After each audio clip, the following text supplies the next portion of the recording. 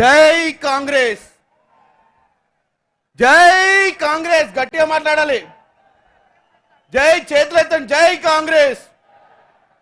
ముఖ్యంగా ఈరోజు ఈ తుక్కుగూడ గడ్డ గతంలో సెప్టెంబర్ 17వ తారీఖు నాడు మీ అందరూ వచ్చి ఇక్కడి నుంచి మన నాయకులు ఇచ్చిన 6 గ్యారెంటీలను మన ప్రజల మధ్యనికి తీసుకెళ్లి బీఆర్ఎస్ ప్రభుత్వ వైఫల్యాలను కూడా ఊర్లలోకి తీసుకెళ్లినటువంటి వ్యక్తులు మీరు. ఆ రోజు సెప్టెంబర్ 17 తర్వాత దొరల గడి అని విర్రవీగుతున్న కేసీఆర్ని తల వంచి ఈరోజు ఎక్కడికి తీసుకుపోయారో మీ అందరికీ తెలుసు.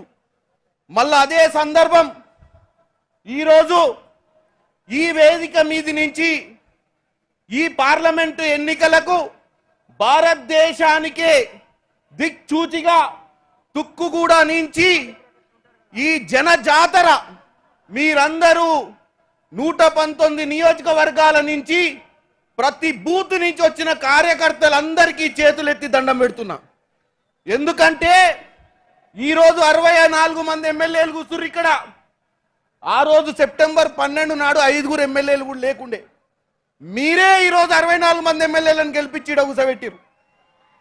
మీ బాధ్యత ఈరోజు 6వ తారీఖు రేపు జరగబోయే మే 13 ఎన్నికల నాడు మీరు ఇక్కడి నుంచి ఇచ్చే దిక్సూచి మన రాహుల్ గాంధీ గారు వచ్చి భారతదేశంలో నరేంద్ర మోడీ ప్రభుత్వాన్ని ఎలా మీరైతే కేసీఆర్ని తరిమి కొట్టిర్రో ఈరోజు భారతదేశంలో నరేంద్ర మోడీ ప్రభుత్వాన్ని తరిమి కొట్టాల్సిన సమయం వచ్చింది. మీరందరూ అదే పట్టుదల సెప్టెంబర్ 17 తారీఖు నాడు ఏ పట్టుదలతోటి తుక్కుగూడు సభ నుంచి వెనుకకు పోయిర్రో అదే పట్టుదలతోటి ఇంటికి పోయి ఈ రానున్న 30 రోజులు ఇంటింటికి ప్రచారం చేసి నరేంద్ర మోడీ ఏదైతే విర్రవీగుతుండో అబ్కి బార్ 400 అంటుండు. అబ్కి బార్ 400 కాదు 100 కూడా లేకుండా చేయాల్సిన అవసరం ఉంది. ముఖ్యంగా మన తెలంగాణలో 15 పార్లమెంట్ స్థానాలలో మనము 15కు పైనే గెలుచుకోవాలి. ఇటు బీజేపీని బీఆర్ఎస్ని బొందబెట్టాల్సిన అవసరం వచ్చింది.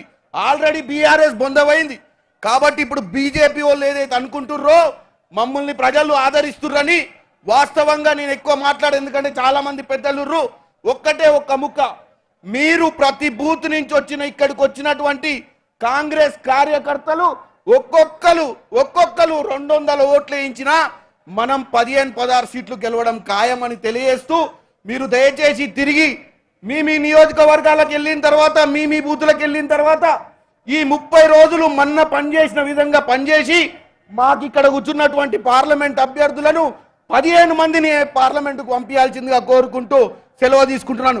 జై కాంగ్రెస్.